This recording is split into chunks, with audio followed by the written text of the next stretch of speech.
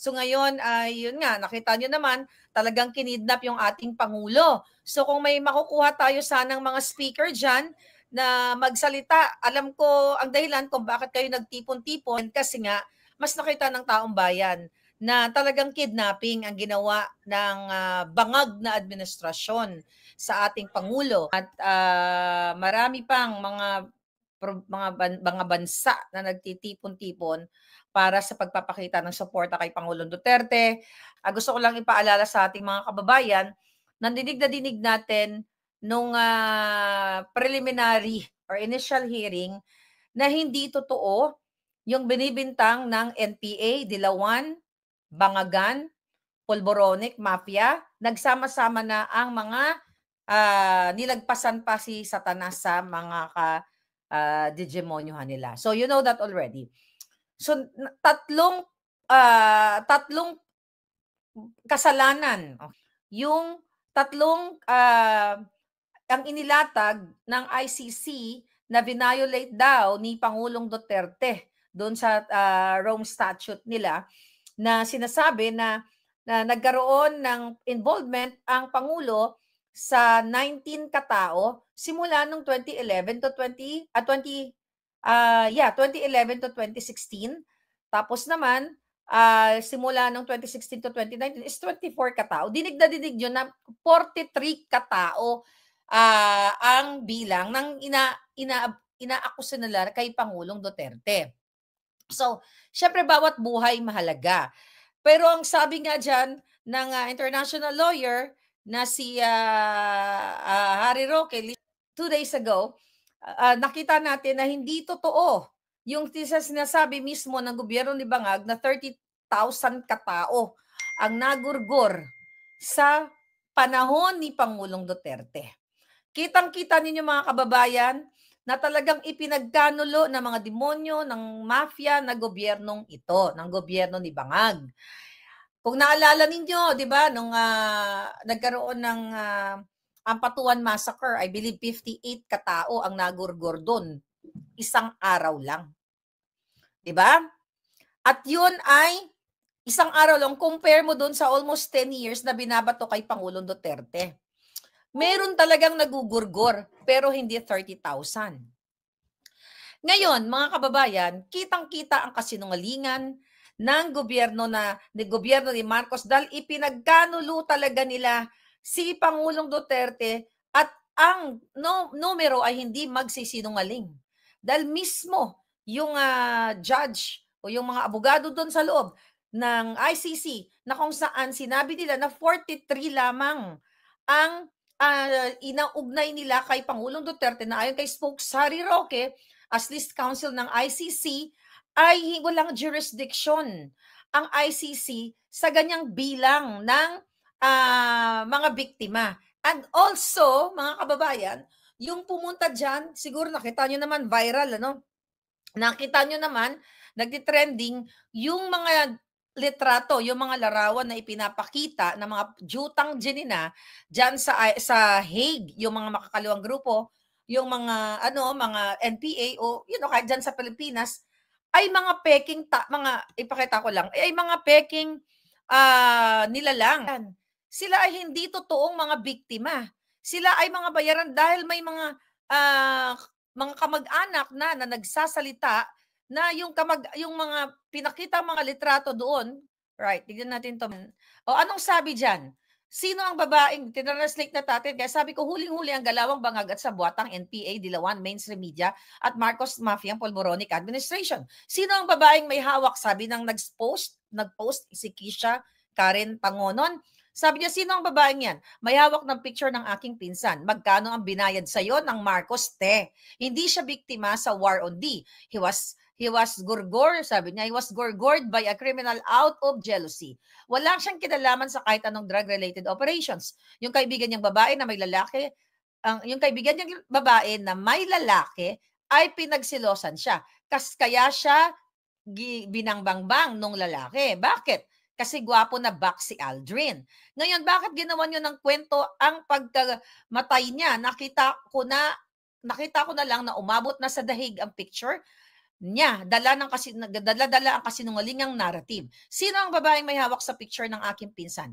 Ano ang kinalaman mo? Magkano ang binayad sa'yo? Tama ng kasinungalingan, malinaw na marami sa mga nagrarally dyan ay puro scripted lang ang kwento. Anong drama to? Ano to? Ang dami pong mga kasinungalingan ni Bangag Jr. Ayan, proof of betrayal ni Marcos Jr.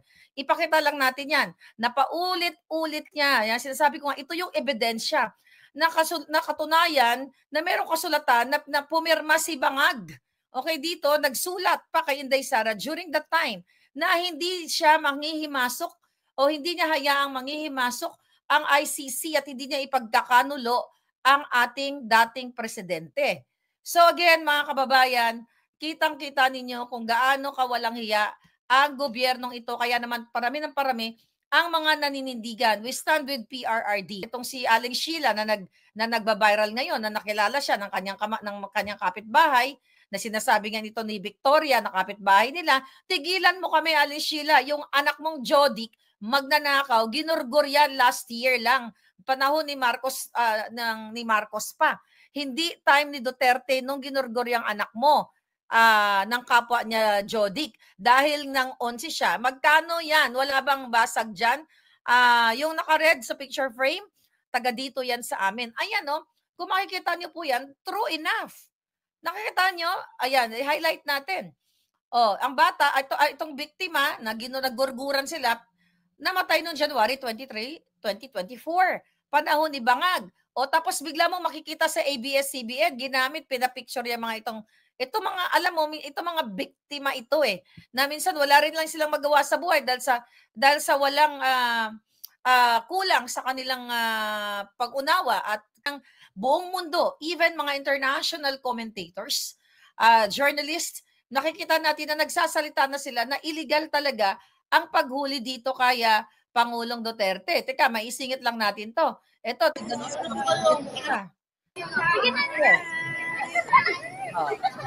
Kita nyo kung gaano ka-plastic yang si Amy Marcos na kawatan. Mga magnanakaw sa kaban ng bayan. Tignan nyo, diring-diri sa inyo. Kaya manahimik na, kung ako sa inyo, manindigan kayo dahil tae ang tingin nila sa inyo. Wala nang puwang ang mabuhay sa Pilipinas kung Bangag pa rin ang presidente ninyo. Even yung mga bata na yan, tignan mo, nagkakantahan ang kanta dyan, bangag-bangag. Tignan natin. Anong sinasabi dyan?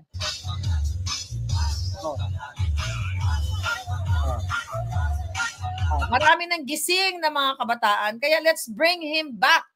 Alright, so mga kababayan, ayan, balita daw si Lisa Tanas ay nasa Pilipinas. Okay, may mga inatinan daw na event. So alam nyo, inulat natin yon, petsa 8-9 pa yata yung sinabi natin. Anong petsa na ngayon? So ngayon, kung totoo man na nasa Pilipinas na siya, mag-live nga siya. At kasi hodang nakauwi sila si Satanas, ang usapan doon, na-hold ba siya ngayong araw? 'Di ba? Na-interrogate ba siya? Tinanong ba siya ng mga authorities ngayong araw? Hindi. Nung nakaraan pa, 8 pa namatay yung kanilang kasama sa entourage. Mananawagan ako kung kayo ay may kakayahang mag-travel. 'Di ba? Huwag na muna kayo magbakasyon sa Pilipinas na isang bangag ang inyong presidente. Baka kayo ay what? Kayo ay madukutan, mataniman ng bala, ma-extort sa airport. It's sad to say kasi bayan natin yan pero nakikita nyo na. So sa Netherlands na muna kayo magbakasyon. 'Di ba? At para makapakita natin, you know what, ano din to mayroon din tong effect, yung may kakayahan lang, of course, din. Wala namang wala namang siraulo na gagastos ng pamasahe, gagastos ng panahon, 'di ba, ng pagod na pupunta kay Pangulong Duterte o sa Netherlands, doon sa The Hague, nang hindi niya nakikita yung magandang ginawa ng Pangulong Duterte at yung ating laban na itong pagkidnap kay Pangulong Duterte ay gawa-gawa lang. Kidnapping talaga.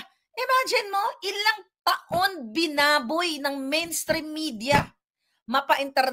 Local, yung mga local na yan ang nag-feed ng mga information sa international. Ilang taon nilang binaboy ang Pangulong Duterte. 30,000, 43, minsan nga 100,000 pa, nakikita mo na ginurgur. Pero yun nga, sa initial preliminary hearing, only 43 at hindi pa nila napatunayan na ito ay talagang inutos ni Pangulong Duterte. Ramdam na ramdam mo na may conspiracy dito. And I hope mailabas natin ng Pangulong Duterte. Ako, I am very positive. Laging positibo ako na alam na may mabuting mangyayari ito. Yung ginawa nila kay Pangulong Duterte na pag-kidnap nila, masakit man sa ating lahat na nakikita nung during the hearing, mahina yung Pangulo. What do you expect? Malamig dun. Then, mag-80 na yung Pangulo. As we get older, di ba, nagkakaroon tayo ng deterioration talaga, speaking, hearing, di ba? Hindi ko pa, although nakita ko na siya, kahit hindi ko siya nakakasama araw-araw, katulad ng pamilya niya, ramdam ko yan na daw ay magsalta. Yan ang isa sa mga qualities ng mga Bisaya. Okay? Ayan ang isa na nakikita ko sa mga matatapang na Bisaya na kaya nilang magbuwis ng kanilang buhay basta sa kaalwanan not only ng pamilya, sa case ni Pangulong Duterte, but sa buong Pilipinas. Kahit ako, di ba? Ako, yung sinasabi ko, okay lang magurgur kayo. Magurgur ako kung matsyempuhan ako, wala tayong magagawa. But I have to speak up. Sabi ko, hanggang sa uling patak ng dugo ko. Nakita ninyo, mismo ang NBI director nagsabi, that's threat. Threat yan na ipapahanap. Hahanapin nila ako kahit saan ako magtago at dapat na akong kalusin.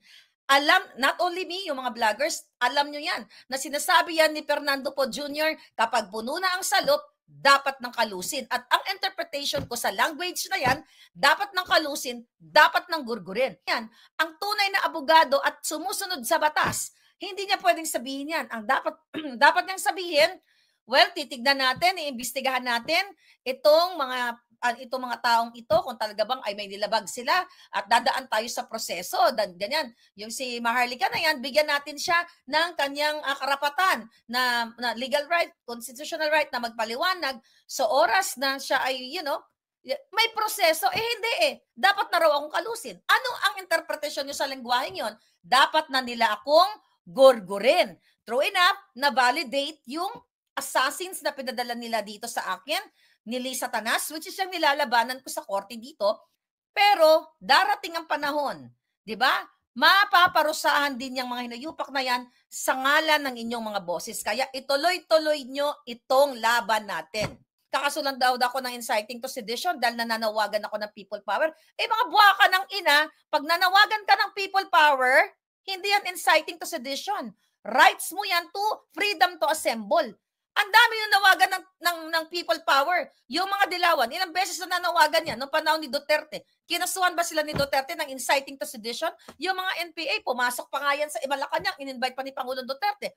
Nakita ninyo kung paano kagigil, kagalit itong buwaka ng inang Lisa Tanas, bangag na ito, si Marcos Bangag na addictus benedictus smuggler, kidnapper, na nagpapahirap sa taong bayan. Kaya ang isang Maharlika, ang mga katulad ninyo, at ang mga vloggers, gusto tayong patahimikin. Tatakutin tayo lahat. Huwag kayong matakot manindigan. Dahil nakita nyo, may mga criminology students. Kakasend lang sa akin na talagang nagiging part na silang ng movement na ito. This is what you call Duterte movement. Is that right? Na yung inyong head ng PNP, pinapayagan kayo magdurog. Saan ka lalapit? Lalapit ka sa NBI ng isang Maharlika na nagkikriticize, ipapahanting, kakalusin? Maniniwala ka sa AFP na na-witness na si Bangag may pulburon dito nung araw ng kagitingan, binigyan na ng panyo? Saan ka pupunta bilang Pilipino? Lumabas ka sa kalsada, manindigan ka, isigaw mo na ayaw mo na sa Bangag na presidente. People power yan, hindi yan inciting to sedition. Kung sinabi ko na, na gurgurin ng bonggang-bongga at sinasabi ko na diba? Yan ang inciting. May sinabi ba kaming ganyan? Manindigan. Even si Harry Roque gusto niyong kasuhan ng inciting to sedition. Dahil nung nung nag-vlog nga kami, sabi ni Harry, lumabas na kayo! Mga brusko, manindigan kayo. Bakit? Hindi ba kami pwedeng manawagan sa mga pulis na matitino? At sa mga sundalo na manindigan sila? Dahil ang kanilang trabaho is to serve and protect the Filipino people, to protect the sovereign of the Philippine sovereignty. So anong pinagsasabi nyo? Hindi kami pwede magsabi? Anong gusto niya protektan? To protect the Bangag-Bangag Jr., to protect Lisa Tanas the kidnapper, to protect the Tambaluslos na sangkot sa mga bribery, to protect the Congress and Senate na mga halos lahat kawatan at nakikipag-conspire sa gobyernong Bangag. Wala na